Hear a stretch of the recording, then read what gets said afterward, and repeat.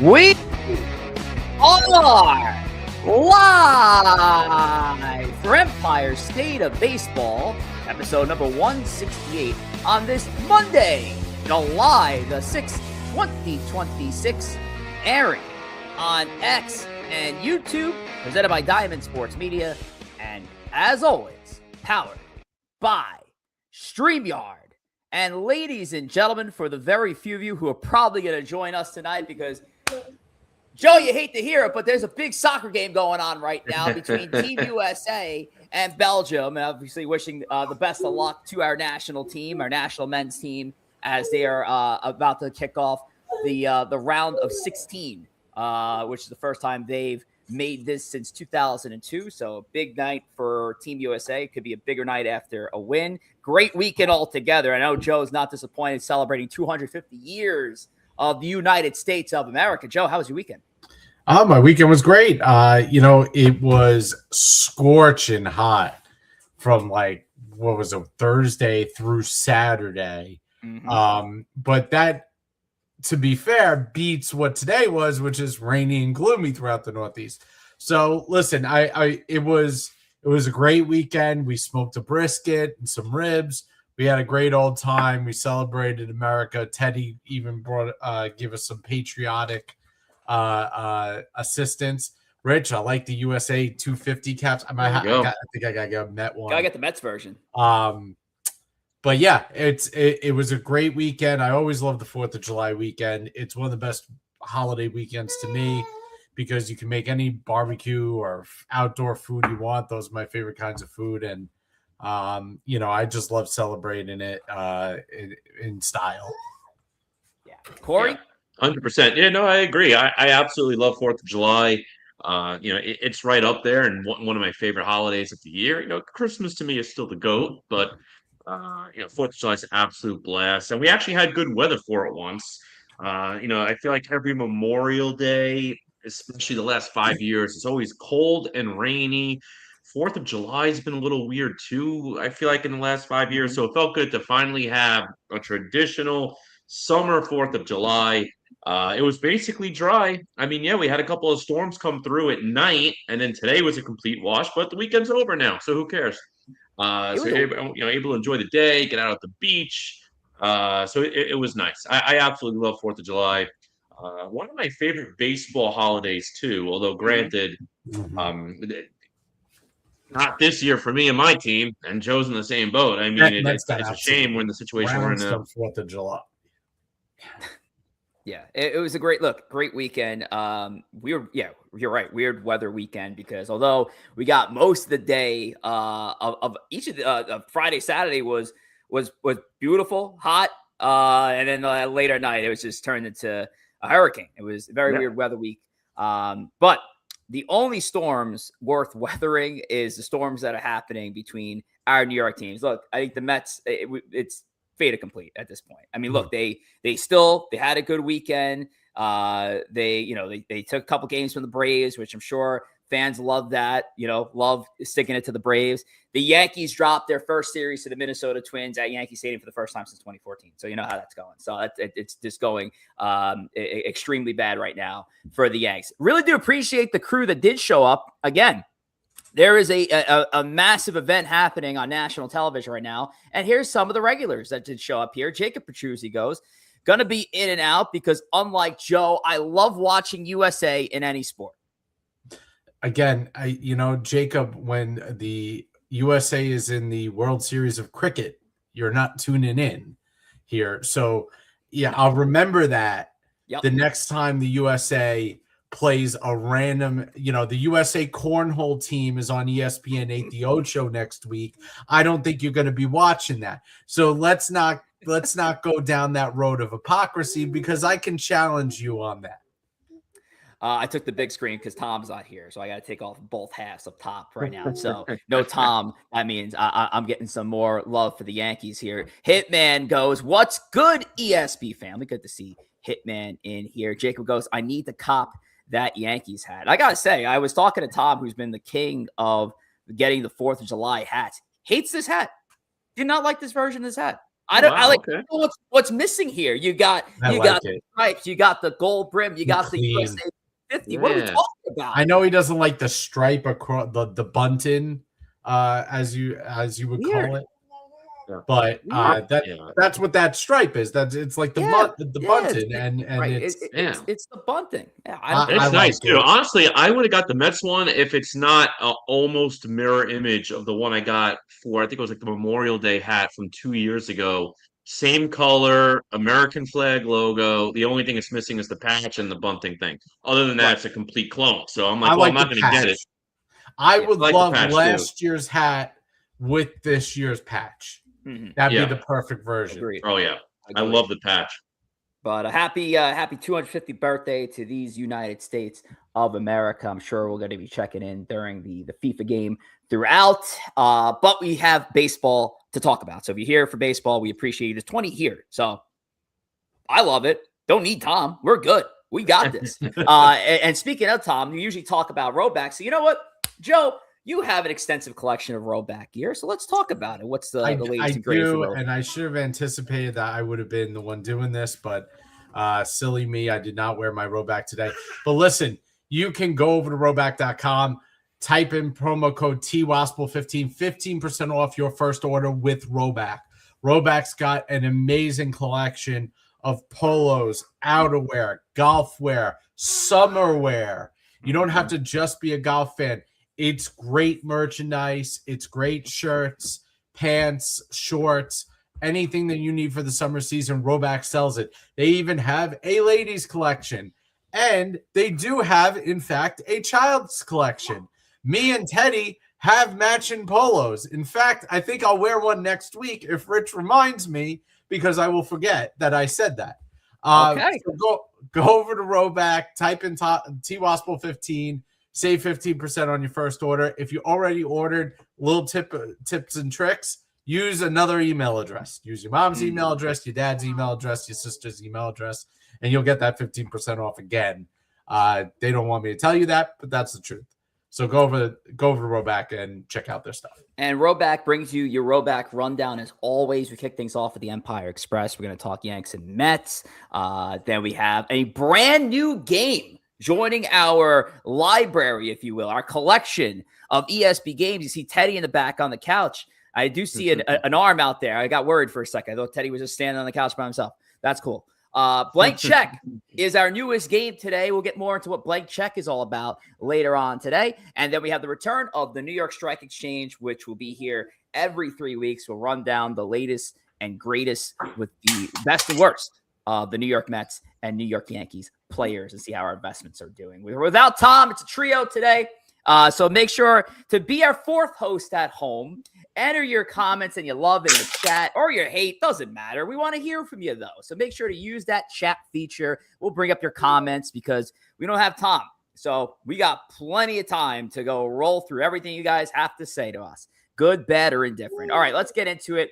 We're going to kick things off with the New York Yankees version of the Empire Express. And for these New York Yankees guys, look, there's a lot I can say about this team. And I expressed a lot of frustration earlier today on Bronx Take. Right now, in a massive 4-game July series, which at this point could be the division this early in July.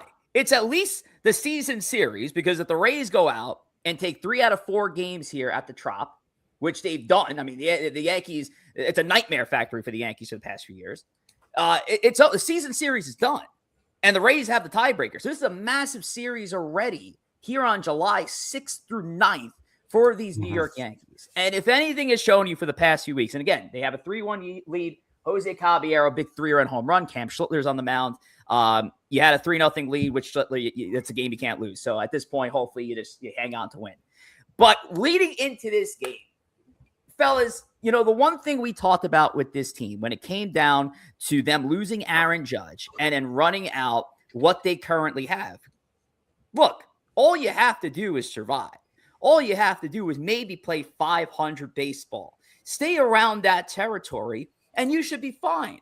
Because the American League sucks, and we've documented that at large. the Yankees can sleep into at least first place in the American League wild card throughout the rest of the year.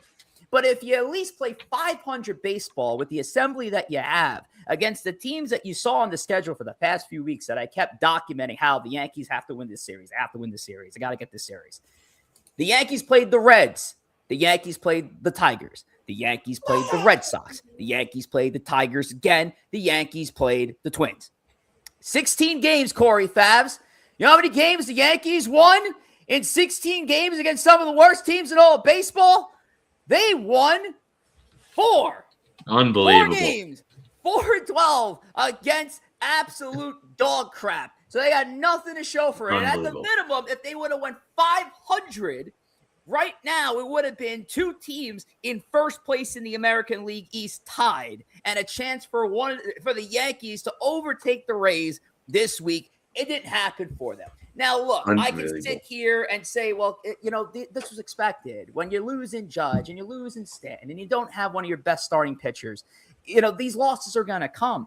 But when you have, at the same time, you have 3 players that made the All-Star team, including the guy who is considered the best pitcher in the American League right now in Cam Schlittler. You have a lot of perennial All-Stars. You have guys that hit 30 home runs for your club last year. You had guys that stole 30 bases for your club last year.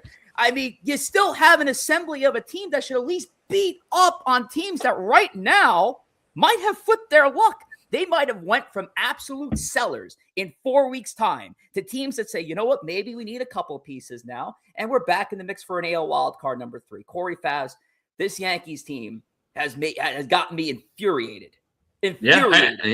Yeah, and honestly, you have every right to feel infuriating. And I know firsthand how it feels from a scheduling standpoint. The Mets' April is what sunk this season. Yeah, they've had a couple of really bad stretches after that, but April's what sunk it. Already 13-game losing streak, and similar thing. It was against mostly bad teams. I know they had the Cubs in that stretch, and they've been okay, but mostly bad teams. So I know firsthand exactly how you feel there too. But it's a shame. I mean, ultimately, when it comes down to the season, it's a long season. You're still 9 games over 500. And like you said before, the American League is terrible. I mean, we did the show last week. Only 4 teams in the American League were over 500. It's gotten to 5 now. Whoop-de-doo, 5 teams over 500. So the Yankees are still, I have no doubt in my mind, the New York Yankees are an absolute lock for the playoffs. The question is, are you going to the playoffs as a wild card, or are you going in as the AL East champion? And this Yankee team really should be going in as the champion. The Rays are doing what the Rays tend to do. They're fun and frisky. They're in the regular season. The Rays are a fun and frisky team. I do not take them serious. If the playoffs were to start today, I do not take them seriously as a contender in the American League. But they're doing exactly what they do in the regular season, which is win ball games. They always find a way to win with that small ball approach they have. From the Yankees' standpoint, it's mainly the offense that's completely fell apart, and the pitching has been a little hit or miss too.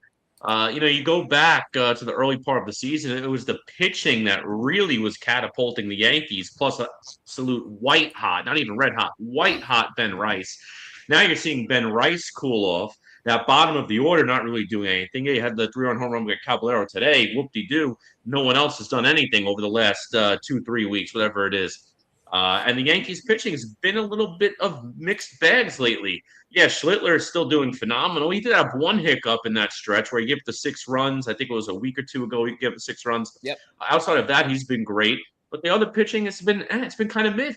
And now you're seeing that, Rodon's on the IL. All right, now this is what starts to happen. You get to the middle of the season, things happen with the pitchers. It's going to be interesting. It's going to be a fun, interesting few months here for the Yankees. Again, I think they're a lock for the playoffs just because of how dog shit the American League is.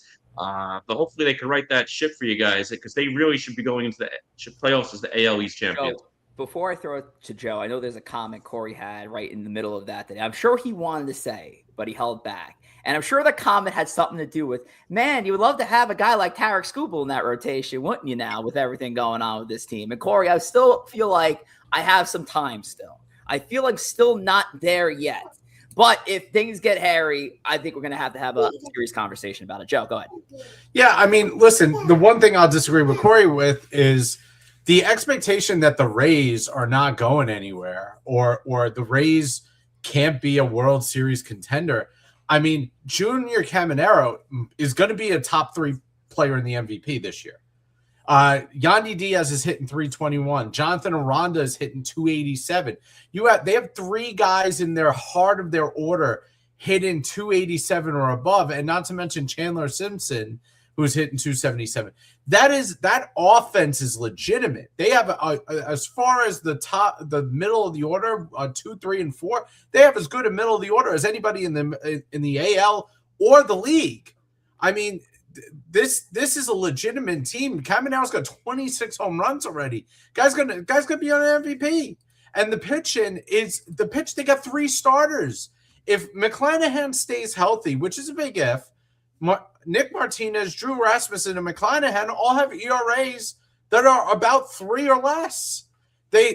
We did our rankings yesterday for the All-Star. Brian Baker is one of the best closers in the AL. So this team, if they add at the deadline, which they should, they could upgrade 1 or 2 spots, and they could be they're going to be with anybody with that core of players. They got 3 starting pitchers.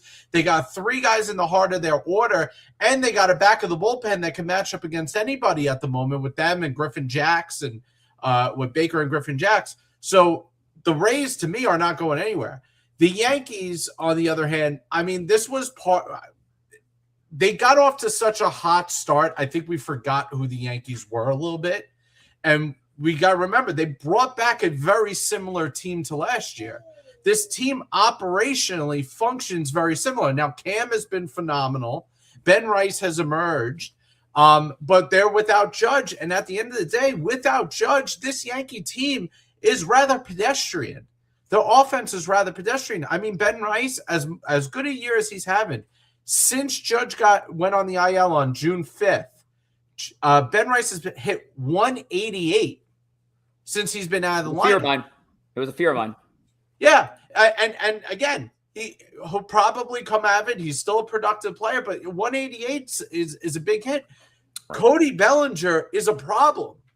Cody Bellinger outside of Yankee Stadium is not even a replacement level player right now. He's great defensively. And that's the frustration of the whole thing with Cody Bellinger. You know the great player is in there somewhere, but it comes and goes so often. Yeah.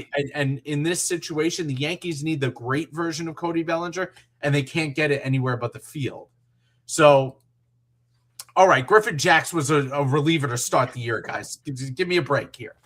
But I think there is a point there though. Like, you know, with the Rays, I think what the Rays are doing is more admirable than the fact that the Yankees have tanked over the last month, given the fact that they've lost guys out of their team. Junior Caminero, as you mentioned, I think he's hit 11 home runs in his past 12 games entering tonight's ball game. I mean, he's on an impressive run. He's probably going to pull MVP votes when it's all said and done. So it's been wild. But you look up and down the Rays lineup outside of the 3 guys you just mentioned, you're just like, okay, like cheap contact, American League Central baseball, something that like our teams very much used to facing in the postseason. And I think when these teams are full, and hopefully there will be a time when the Yankees are full again, I think the Yankees are the better team on paper.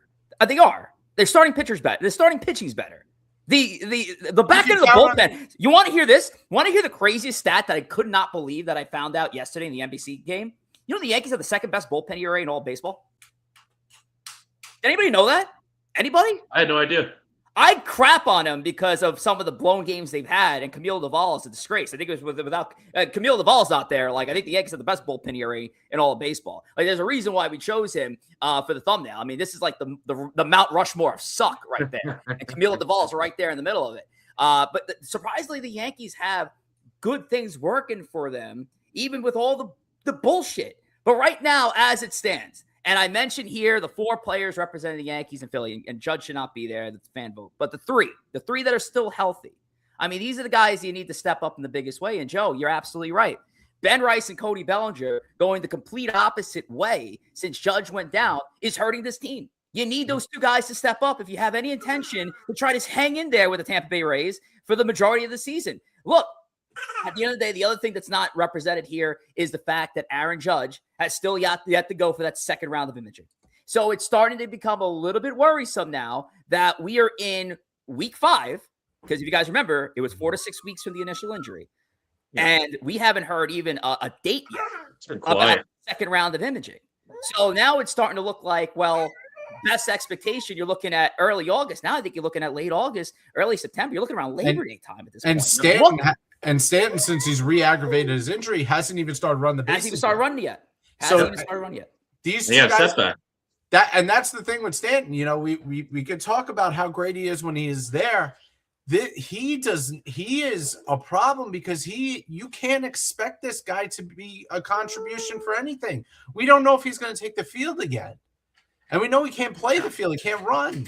So I at some point, the Yankees got to they have to assess what the construction of their team is without those two guys. And they have to assess whether or not it's worth buying at this point or just standing pat and hoping the two guys come back. If the two guys come back, they're a different team. But at the same time, I don't think any trade makes this team good enough to compete at a championship level at this point. It's got to be a lot of trades. It's got to be a lot of trades. You know what I'm saying? Like getting Skubal would be fine. What are you going to do? You're going to expect Skubal and Fried and Rodon to give up no more than 2 runs every single Cole and Schlittler to give up no more than 2 runs every single start and can score 2.7 runs a game. Right. So you're not going to be able to go get. You can't turn around and tell me that Skubal is the missing piece when he can't score. And with the Skubal thing too, it was a lot more attractive 2 weeks ago when the Yankees were like 15 over 500, 16 over 500. I mean, the last 2 or 3 weeks they've completely tanked. They're still 9 over. Here's the thing. I'm sure you're going to get an update on Judge before the deadline. I would think, but if the update is holding pattern for Judge, you're almost going to get to the point where you have to anticipate that he is either not coming back or coming back so late in the year, it's going to be playing with house money. Right. So this core right now that they're working with is Bellinger, Rice, and Jazz Chisholm. And listen, we've talked about it ad nauseum. Jazz Chisholm is not the answer for anything. I told you guys, when things are good and he's playing well, you're going to like him. When things are bad and he's not playing well, you're not going to be able to stand him. And that's the problem right now. They are relying on 3. Again, I'll give Rice. I'll take Rice out of it. Cody and Jazz are supposed to be their second and third best players, and they are not playing like second and third best players on the team. Yeah. Here's a comment from my guy Dennis. Bro, Giancarlo has had to have some crazy disease at 36 with all those injuries is somewhat impossible. I mean, it's just the body type. I mean, again, you're seeing it firsthand of how it just broke it down over time, like especially from the lower body standpoint. I can't see how Giancarlo is going to continue to play after this year. I gotta get on LI here. LI, buddy. 11th and what? First, in bullpen ERA.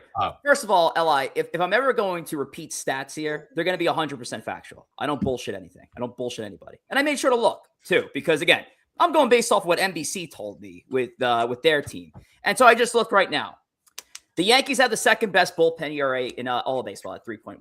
There you go. I'm looking right at it. I mean, the Braves are 2.98, so they're number 1 in the American League, number 2 in all of baseball. I know what you want me to tell you. I think the problem with the Yankee bullpen is the guy. It's timeliness. 3 really good guys and timeliness. 3 really. It's been timeliness, Joe. Yeah. That's the problem. We think it's bad because of the outcomes of calling on the bullpen. Bullpen's fine in the game when it's a blowout. Yeah, but when it's a late game and you need a big out, that's the problem. Those high leverage situations. And that's where, look, if you want to go out there and look for more high leverage situations than just bullpen ERA, you might have an argument there. But it's what I'm seeing. And that's a tribute to Brent Hedrick. A nice return here from David Bednar. What they're getting out of Paul Blackburn, surprisingly, your guy, and remarkable. Under ERA. I mean, you're taking that. And Fernando Cruz. So, look, it is what it is. We're going to keep moving here, though, with the Yanks. By the way, Joey Bag of Donuts, our guy, Bronx Takes, Wednesday's host, talks about Tarek Skubal here. Where is he at? Where is it at? I wouldn't do it after he had elbow surgery, which is one of my other fears with the Tarek Skubal trade. But again, we may have to get desperate in a couple weeks' time if things continue to go south. All righty. Flipping it over to the New York Mets. They brought a smile to Corey's face. Was not going to bring a smile to Corey's face. The New York Mets in their play. But they came off, I believe. No, I'm sorry. They have one more game against Atlanta. So they took two of the first three. They have one more game tonight against the Atlanta Braves. But again, we're at the point now. The Mets are at least 11 and a half games out of wild card and NL East contention. I mean, at this point, Corey, I think is it a wrap here? Or we're looking at sellers here at the trade deadline? Oh, 100%. You got to be sellers. I know me and Joan are alignment on this. Any player on the team who's a 1-year contract, and you even have to consider the 2-year contract guys like Luke Weaver, they have to be up for sale, and you got to start getting some pieces back. You got a lot of guys in the bullpen who could bring a lot of value to a contending team. Obviously, Luke Weaver is going to be the one that can get you the biggest return. The thing with Luke Weaver, it's like, hey, it's a 2-year contract, so he could be a piece for next year. Guess what? There might not even be baseball next year. So if you have a chance to get something back in a lost season, you go ahead and make that deal. I like what Luke Weaver's done. He's been absolutely phenomenal for the Mets in the back end, outside of like a 2-week stretch where the entire team sucked. The entire team was terrible that stretch in April when Luke Weaver had a rough patch. He's been absolutely phenomenal outside of that miserable 13-game losing streak. He'll probably get you the most pieces back of the guys in the pen. Brazoban could potentially get something. You're not going to get much, but you might be able to get a piece for him. Minter's a valuable piece. Brooks Rally's a valuable piece. There's going to be a couple of playoff contending teams who could use those guys. And then you look at the other sides too. Look at the starting rotation. Freddie Peralta, now his value definitely has gone down since the offseason. He's been absolutely miserable. He's pitching today. He's given up 3 runs, although I think a couple might be unearned. I don't know. Peralta has not been good. If you can come out of this trade deadline and get a top 10 prospect for Freddie Peralta, I will do cartwheels and drive him to Newark Airport myself. See what happens there. And on the offensive side, I don't think there'll end up being a buyer for like a Bo Bichette. I don't believe the Lindor talk.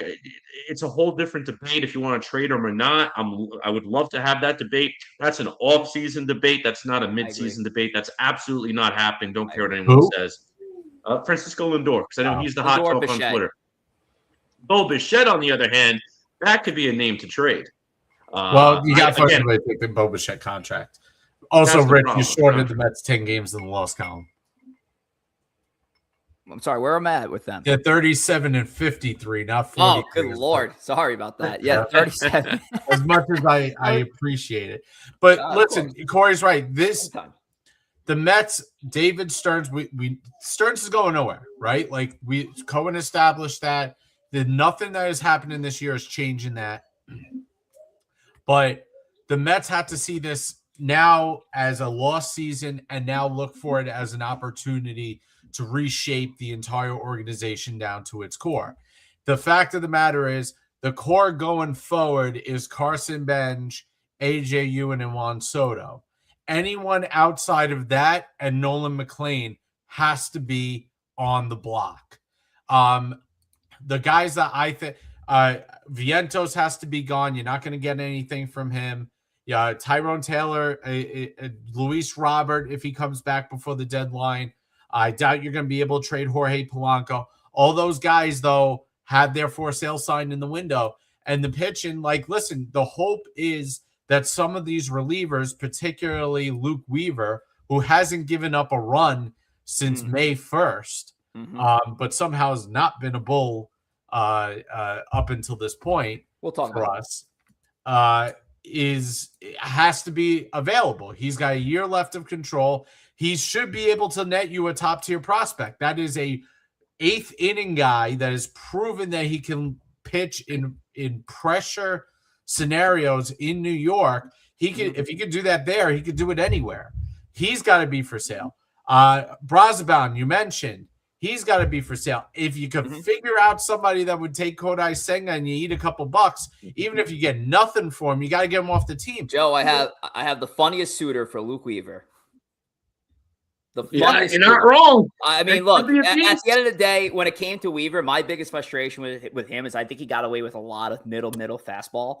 And look, he's got good blowaway heat. And he like you mentioned, balls of steel.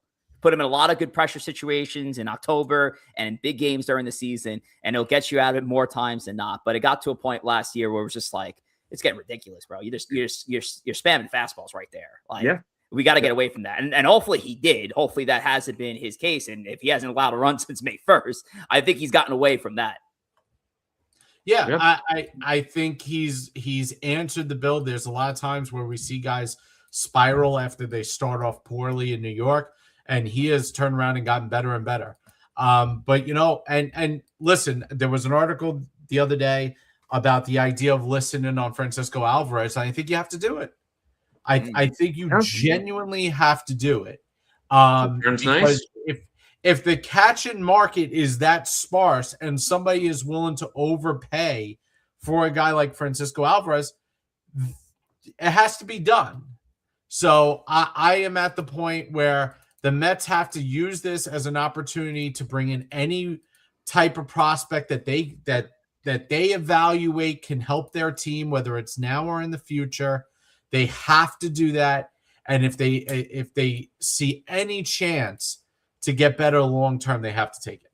Yeah, honestly, too, you mentioned Francisco Alvarez as Rich was about 20 seconds ahead of me. Goal. There we go, Team USA. 1-1 tie game. It wasn't even about that. It wasn't even about that. Let's go, Team USA. It is 1-1. I took your hands up. I saw them lining for a penalty kick. I'm like, oh, man, they must have tied it. No.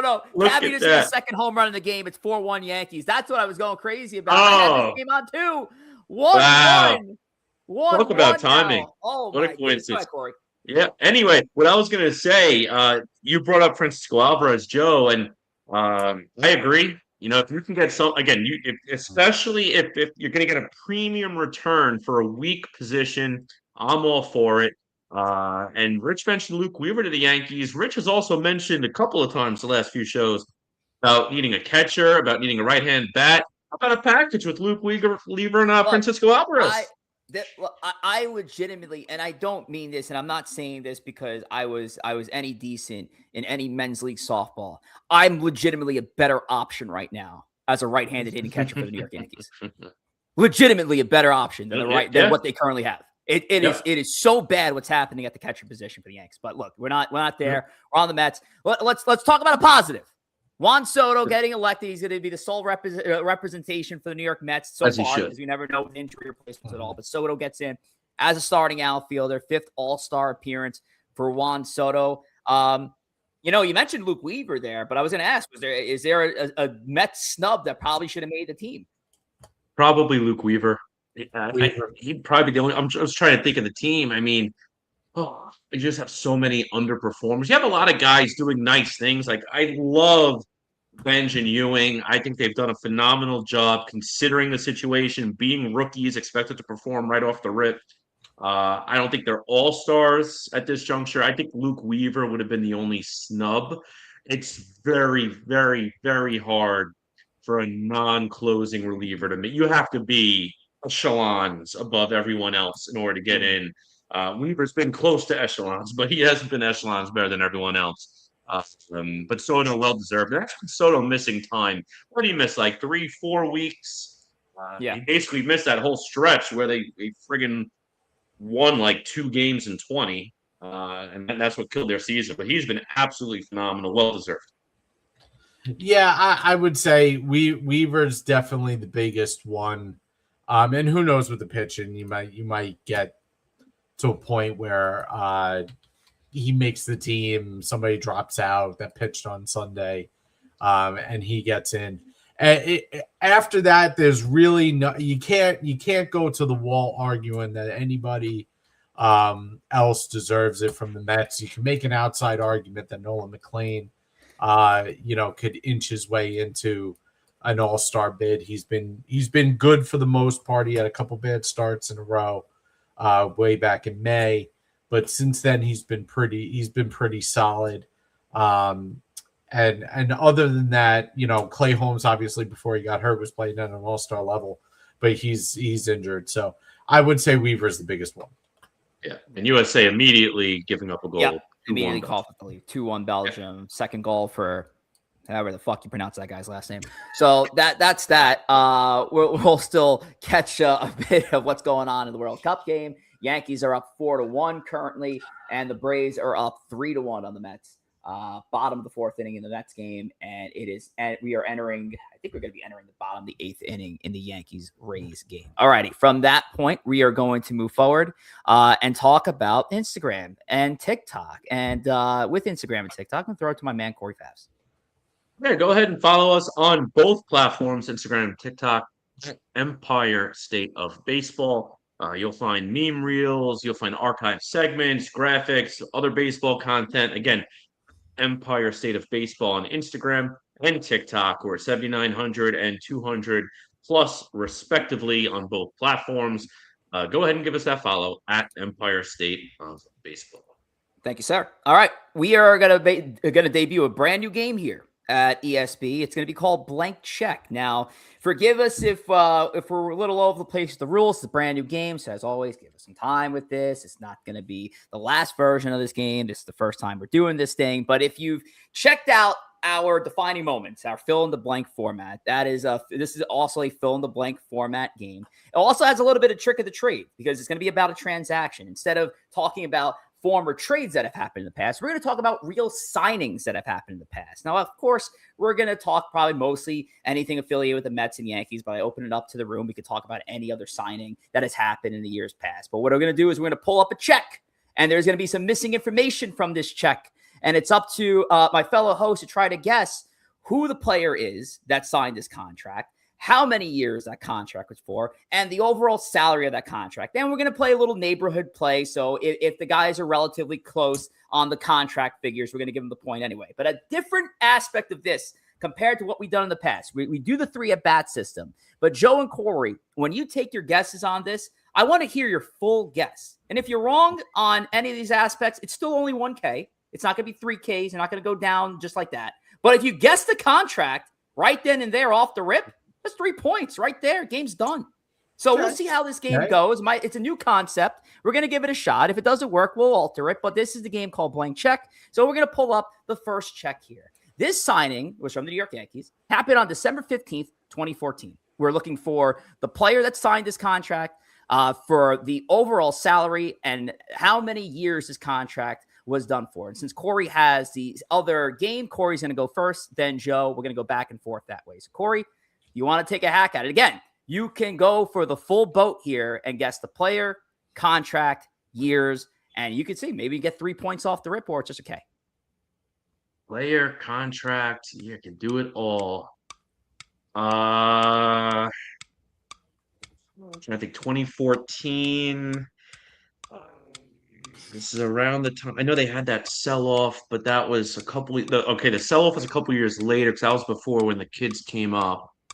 So I'm just trying to think. 2014 era Yankees, right before the Mets made the World Series. Let's go. Oh, it might be early.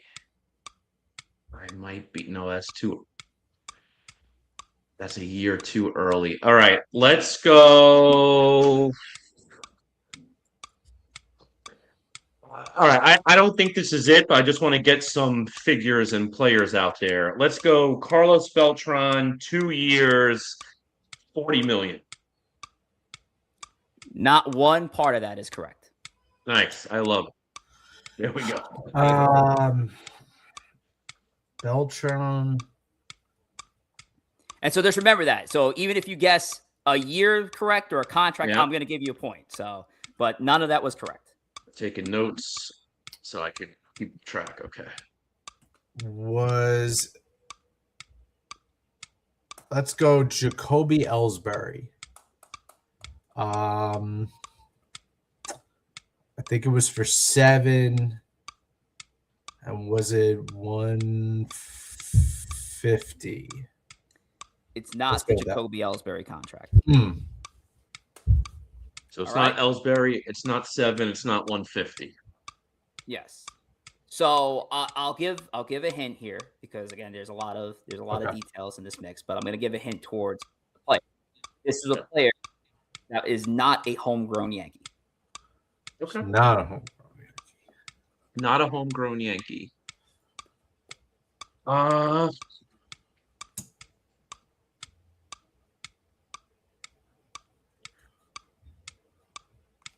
He would have been a couple years later.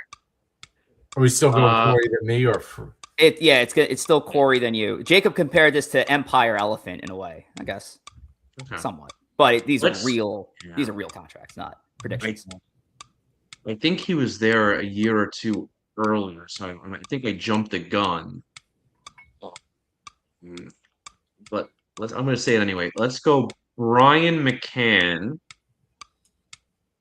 Let's go 3 years, and let's say 30 million. None of that is correct. Nice. Joseph. Okay, so it's not McCann. It's not Beltran. And it's not Ellsbury.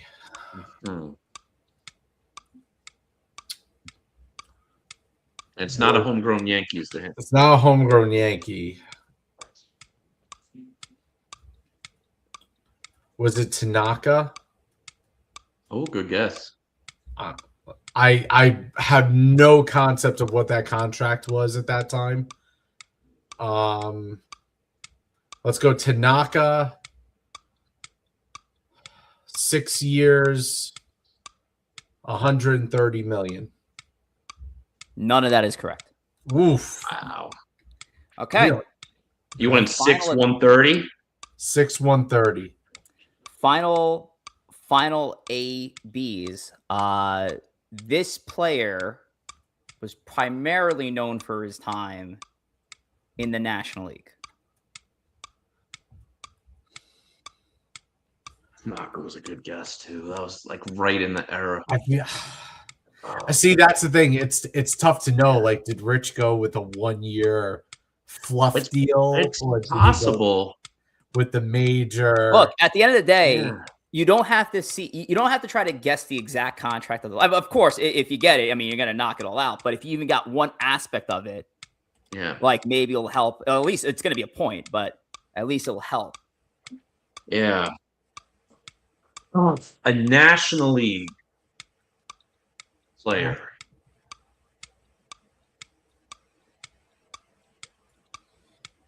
By the way, Cam Schlittler's still in this game for the Yankees. I'm going to go Didi Gregorius, 4 years, 60 million. So it's not Didi, but it is a 4-year contract. So I will give you the point there. What was the amount you just said? 60. Didi was I got to do the math on it. I don't know if that's within the percentage. Okay. I'll do the math. If it's correct, I'll give you the other point. But I'll throw it at Joe anyway. We'll circle back. But you do get the point on 4 years, but it's not Didi Gregorius. Okay. So point for Corey, but you're not Didi. You're done. Joe. 4 years. Was the player Chase Headley?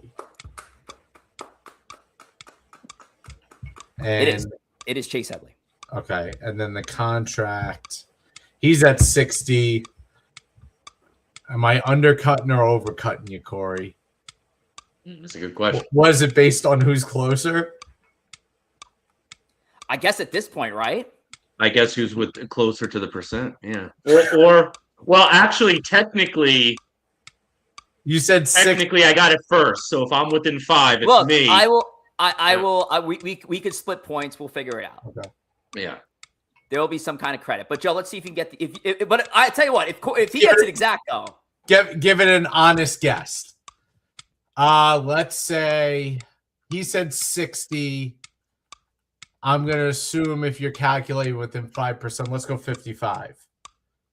It is closer to it. It's $52 million. Mm. It's $52 million. Okay. Again, we'll see if that's within range, Corey, on the 5%. but we'll work No, it out. Joe's got it. Joe's got it. Okay, well, there you go. I So was at yes, it is 60. Chase Headley. Yeah. 4 years, $52 million is the contract. So it's at least a Okay. point for Joe on the name, another point for Corey on the years, and of course we'll figure it out. Man, he was signed for 4 years. He signed for 4 years, Wow. and this was I following. missed Didi by 1 year. This was following the. I think the Yankees even traded for him in that season, so they re-signed him, and it didn't really work out because Headley was not good. They were banking on that 1 year he had. All right, Corey, we'll turn it over to you. It's the Mets version of this game. So let's go to Blank Check Mets edition. Corey, take it away.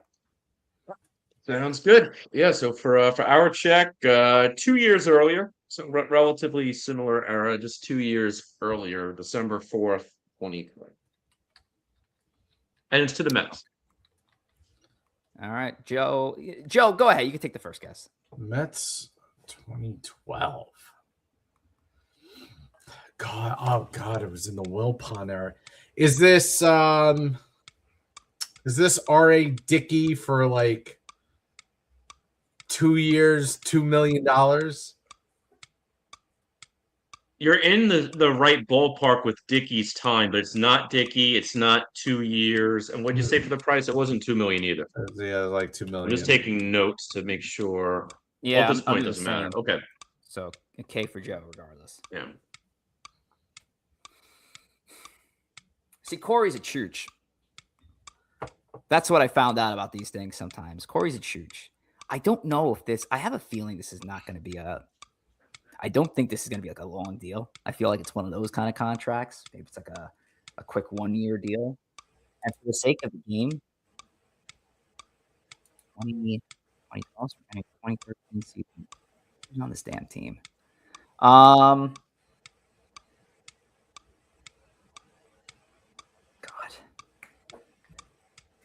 Let's go. Actually, wait, 2012. Nah, fuck. 1 year, $5 million, Kelly Johnson.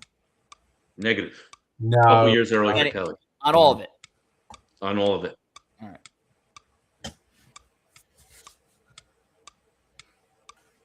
Do you do rights extension? Is that what you did here? Maybe. David Wright was what was it? 8 years, 140 million.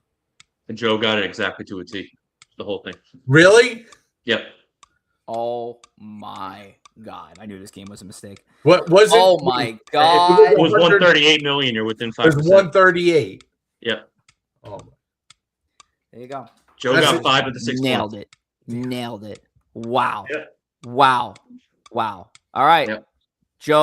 Joe emphatically now takes a lead. Yeah. So 3 points. Tom's gonna be like, you cheated, Joe. 3 points here, at least one in the other. Might be 5 altogether after it's all said and done. Holy crap. Yep. It was a David Wright extension. I figured I went with Eric for Lent last week, so I threw the most common Met. Oh my God, Corey. Yep. That's the only, because that was the only significant sign-in. What year was Dickey? Dickey was around that time. What year was Dickey? I'd have to go freaking.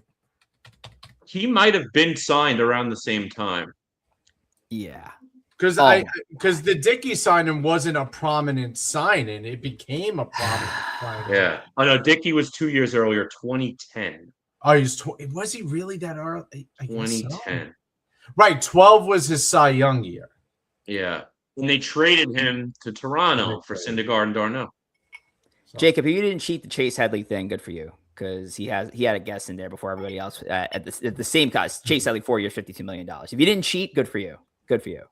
But I had a feeling you cheated. All right. Yeah, that's David Wright in the cat. Yep, David Wright. So there you go. Our new game, Blank Check. We'll still figure out scoring and all that good stuff. But fans, what do you think? Our new game. You like it? You love it? You hate it? You don't want to see it come back here anymore? Blank Check. We'll see you in a few weeks, hopefully, and we'll see how it goes from there. But Joe has now added to his already a large lead. This is going to be a tough one to overcome. Let's talk about YouTube, though, Joe. What's happening? Yes, you can follow us on Instagram and X, and view us live on X. But YouTube is our preferred platform. Why we can interact with you, the chat, here on the show. So do us a favor, go over to YouTube, type in Empire State of Baseball, hit that subscribe button. It's free. Help us get to 750 subscribers. We're going to do a giveaway once we reach 750 subscribers. So do us a favor, go over there and look us up, like each video, drop a comment. All of it helps us tremendously. So the more interaction, the better. Ben Rice with a home run. It's now 5-1 Yankees. And also, trade deadline show, August 3rd. Make sure to swing by. We're not having a regular episode of ESB that night. It is a Monday. So we're only going to be going live with our trade deadline show. And we've already put the episode up to our schedule on YouTube. But we're going to be back at City Favs Barbershop in SMP on September 11th, 2026. For the Yankees and Mets 9-11 game. It's going to be a lot of fun. And, I look forward to it. Look, at this point, pretty much know where the Mets are probably going to be at that point. The Yankees, who the hell knows? It's going to be wild. But regardless, I think for what it's worth, it's something that I think the Yankees and Mets, MLB in general, just has to make a tradition. And hopefully it starts with this one this year. I was talking about this recently about some of the things that the Yankees and Mets could do for that. One thing they did a few years ago, they wore similar jerseys to which they wore around 2001. They wore the FDNY and NYPD hats. So I hope they kind of repeat that, because what they did a few years ago in the Mets house at Citi Field was epic. And that's something I think Major League Baseball needs to continue with moving forward. So stick with us on September 11th, 2026. I'll be there at City Fades. Hopefully Corey Favs is back with me as at least my color commentator. Joe is able to come through. Tom, well, hopefully the whole family comes through. And if you at home or is local to the area, make sure to come through City Fades Barbershop in SMP in Staten Island, New York, and come swing by and hang out with us. All righty, we're going to end things with the New York Strike Exchange, ladies and gentlemen. It's been a while since we did this. In fact, the last time we did this, I think dates back to I believe June the 8th. So it's been a minute. So let's get into our Bulls and Bears for the past month. And with our Bears, I'm going to throw it right to Joe. And Joe's going to run down our Bears, our bottom 5 players across both New York teams for the past month. Take it away, Joe. Yes. Listen, there's a lot of options for this list of the past month. And you can argue for a lot of different guys. But let's go with number 5, Jazz Chisholm Jr., 197 average, 15 for his last 76, 307 on base percentage, 25 strikeouts in that time frame, almost as many strikeouts as total bases. And my Alexa just went off, which was funny. And been a headache. Ejected from a couple of games, lollipop controversy, all sorts of stuff going on with Jazz. He's number 5 on our list. Number 4 is Brett Beatty of the New York Mets.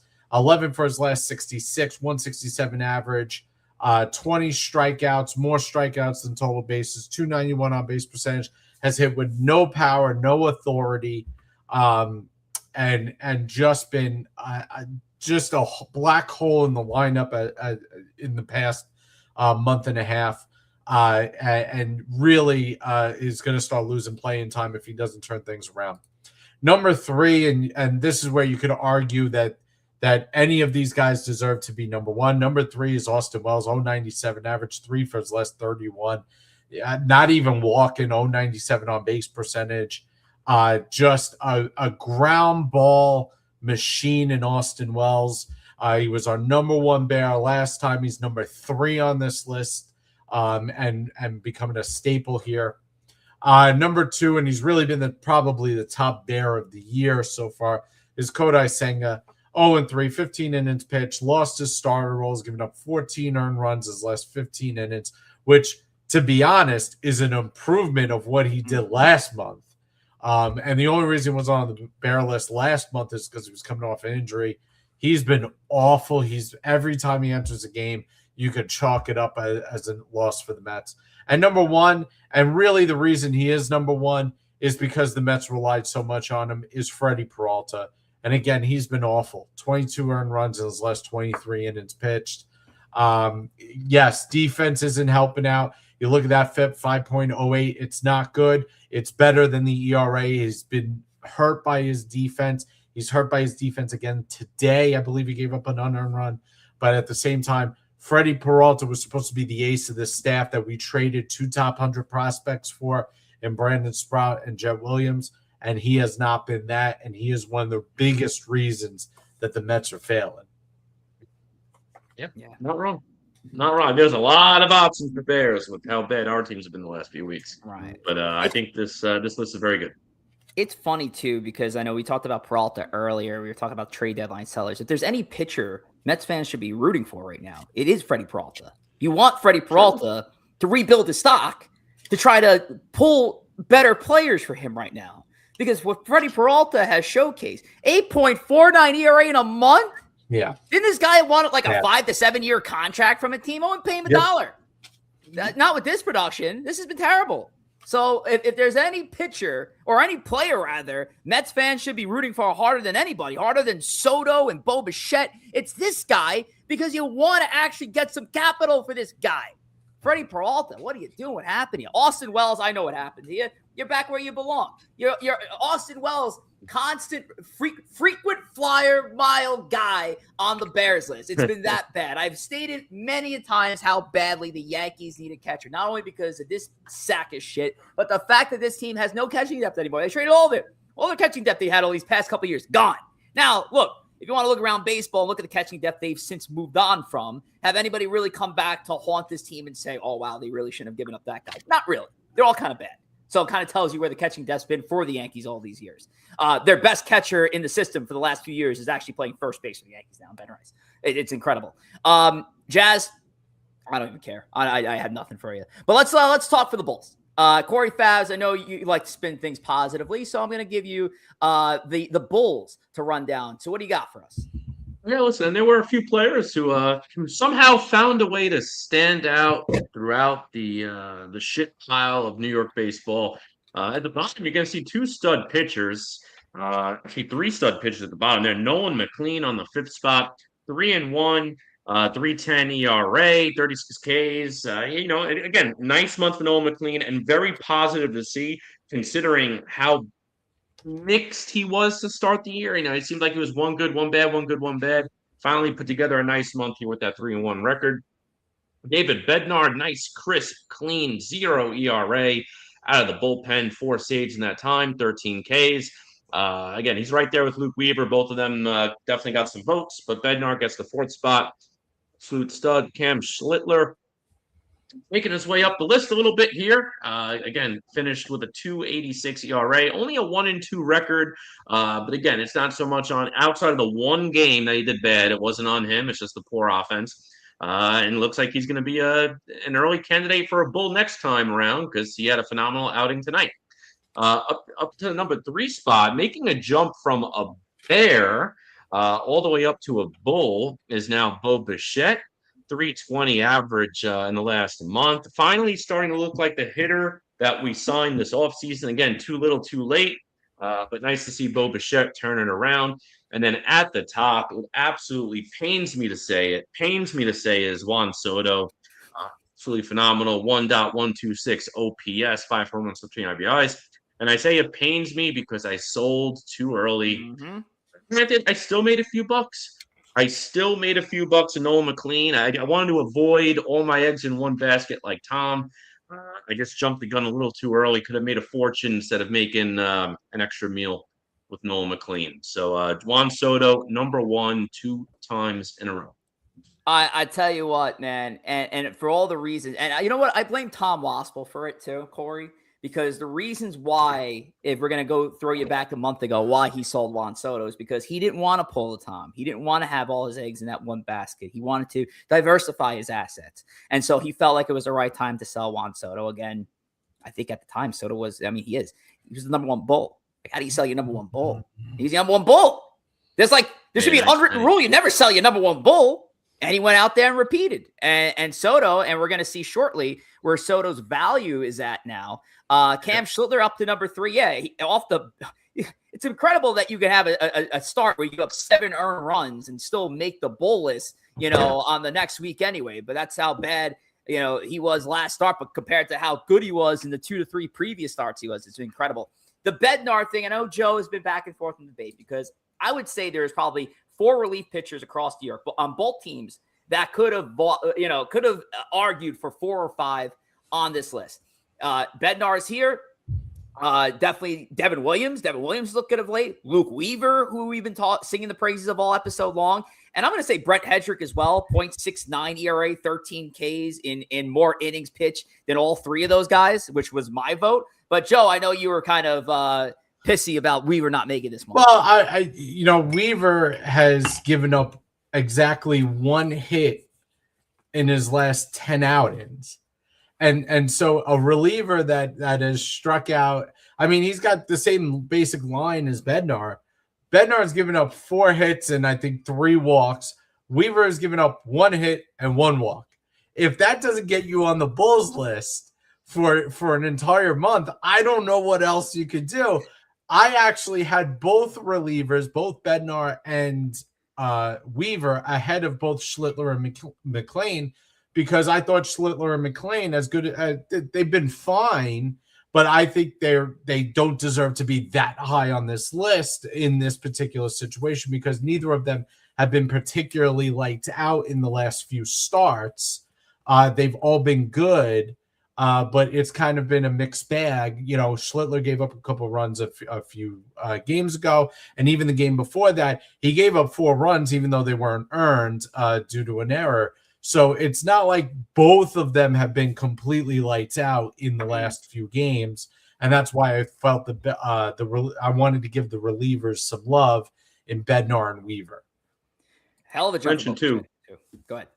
Yeah, let's say honorable mention. I mean, I had AJ Ewing up there too. I actually had AJ Ewing like 3. Really? I had him really high, and I'm just looking at his numbers. Yeah, he had an 850 OPS in the last month. 4 home runs. And I wish he got a little more playing time because I feel like maybe now. That's the problem. He's sitting too much versus lefties. And what happened? They started him versus a lefty yesterday and hit a home run. They sat him against Sale. I get that, Yeah, but don't baby him. It's a lost season. I can understand trying to protect your player when you're in a playoff push. Season's over. Play the kids every day. It is what it is. AJ Ewing got a vote for me too. Congratulations. And I gave one to Weaver. I had these 5 on my list, plus Weaver and Ewing. By the way, Schlittler and Bednar 3 and 4 on this list, the lone Yankees of the Bulls. Well, guess what? They were also the lone Yankees to pitch tonight. Schlittler, 8 innings pitched, 8 strikeouts, 1 earned run. Bednar came in, shut the door down, 1 inning, and struck out Junior Caminero as the Yankees win 5-1. Big game 1 of this 4-game set at the Trop, where the Yankees, of course, if they drop the series, will lose the season series to the Rays this early into the season. All righty, we're going to move on to the trading floor, and let's take a look at what the trading floor is. We know the deal. We got to ring the bell, right? I mean, that's what we usually do here. So let's ring the bell because the trading floor is now closed. So let's take a look at what we got here now. Pull up the latest numbers. All right, so Juan Soto now has passed everybody. Back-to-back ones will do it. Soto's now at 213. You see that, Corey Favs? Corey Favs, who sold Juan Soto, lost a player who's now in the 200s. You'll probably never get him back again. Juan Soto's up to 213. 75. Cam Schlittler now up to 152.88, highest pitcher on the list. No surprise. Nolan McLean up to 71.5. Bednar making his debut on this side of the Bulls Bears list at 60. We're going to flip to the other side here now. And on the other side, where is the other side? I had the other thing right here. Where are we? We're all over the place with these things. They all look the same. That's why. Here it is. The other side of it, Bo Bichette made an improvement. Yeah, I think he was at 25 in his previous value. He's now up to 49 after his number 2 finish on the Bulls list. And you see the guys that they're just continuing to descend down this list here. Peralta making his debut on this side after being at base value. Kodai Senga is now 15 Wait, I think that's the 15. He's making $15 million, putting up performances like he has, and now he's at the 15 ESB buck value. Anthony Volpe is barely a fraction. But let's see, guys. So where did this shake out for us from the trading floor perspective? Corey Favs, we'll start with you. You went in with Garrett Cole, Nolan McLean after selling Juan Soto. You wanted to diversify your assets. Now, good for you, though, because Nolan McLean did net you a few points there. Net you 6.5. You'll take it.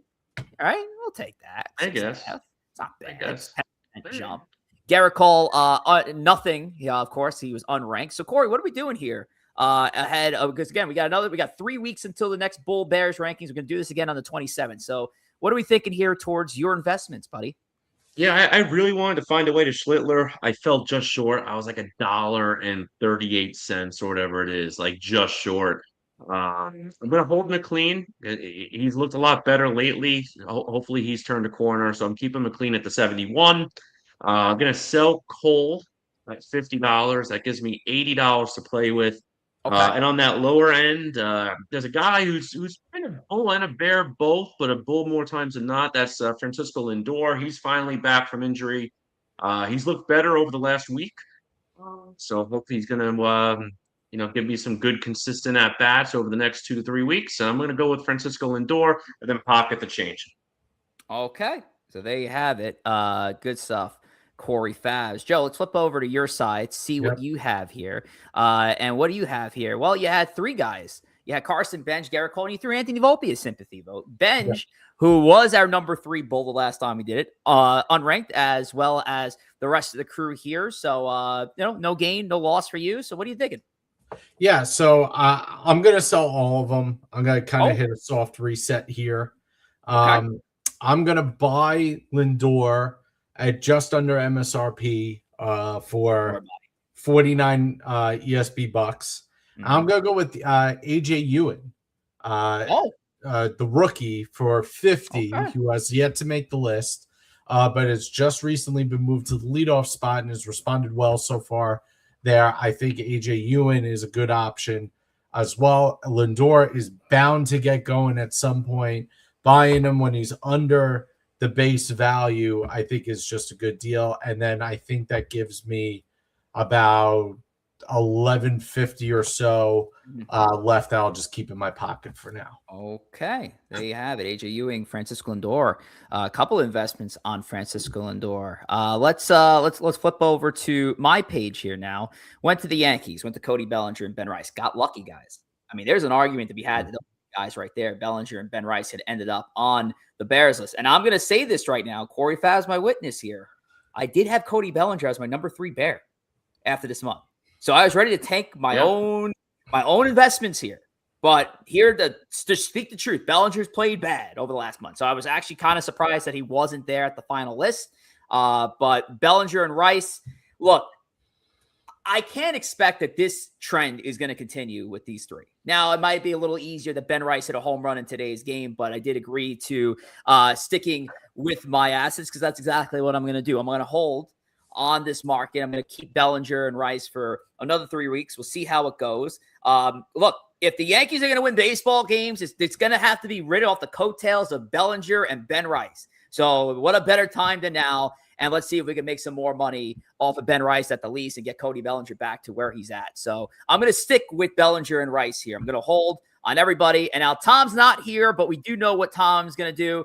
Tom in typical Tom fashion, and he did earn a nice little penny there on Cam Schlittler up to 152.88. Tom Waspel is holding. He said that this market's way too volatile, and he doesn't want to get involved in any crazy investments at this time. So he is still sticking, but he has Mark Vientos and Anthony Volpe worth of shit. It's basically, this is his way to just say, I'm just going to roll with Cam all season long. We're already seeing the trend here, Tom. We're seeing what you're doing. You're just going to hold on to Cam. You're not going to do shit for the rest of the year. So Cam Schlittler, Mark Vientos, Anthony Volpe, Tom's going to stick with it, and that is your trading floor for today. So we'll see you guys back on July the 27th for the next Bulls and Bears. But for now, we're going to start wrapping up our show here at Empire State of Baseball. But before we do that, I do want to talk about the latest and greatest going on over on X. We have a lot of stuff happening there. First and foremost is our primary page. Give us a follow at ESB Podcast. Give our subsidiaries a follow at ESB NYM, which Joe, Corey, Keith, and Phil do a great job covering over there. Give us a follow over at ESB NYY, which I add essentially the Brady Bunch now, covering the Yankee side of it. It's not only just me and Tom. You got Sierra from afar, Christy Evis, Joey Bag of Donuts, Big Slick. It's a big crew going on down at ESPN YY. So make sure to tune into all the great content happening within all the spaces. Bronx Take, Monday through Wednesday, currently hosted by me, Chris, and Joey, respectively. We got BX2X, our Yankees post-game show, hosted by Big Slick. Queens Boulevard, hosted by Phil from Shirley, Fridays, 2 p.m. Eastern time. And typically we have extra innings that follow our Monday show, 9:30. But given the fact that there's still an ongoing FIFA World Cup game, Belgium currently up 2-1. We're actually going to hold off on extra innings for tonight. So we'll skip extra innings for tonight. We'll come back to it next week when hopefully some more dust is settled and we can get back to baseball, people. And with next week is a big week because it's All-Star week. So we have the Home Run Derby going on. So we'll be doing the show probably Home Run Derby. I don't think we're going to precede the Home Run Derby this year. I'll tell you right now, we can have the production meeting. I don't care. I really don't care to precede the Home Run Derby anymore. They're on Netflix now. I couldn't give a shit. So while you're watching the Home Run Derby, you can watch us as well. I'm sure we're going to have some fun stuff going on. We're going to be talking throughout the week on what we're going to be doing for next week, but we have some fun all-star activities planned at least for next week. So make sure to stay tuned. It's going to be a good time. But that's going to be it for Empire State of Baseball number 168. We'll see you next week, Monday the 13th. Joe, Corey, let's wrap this thing up. Yeah, listen, I hope everybody had a great Independence Day. I'm excited to just get back to watching baseball. I can't, all the rest of the stuff doesn't matter to me. Listen, I just hope, let's see, USA's got to find a way. It's down but not out. Another whole half to play, down one. Let's see what happens. Yep, let's go USA. Happy birthday to the United States of America once again, number 250. Never thought we'd see a day like this 250 years ago, but we damn well did it, and here we are. All right, ladies and gentlemen, have a good night. We'll see you next week. Take care.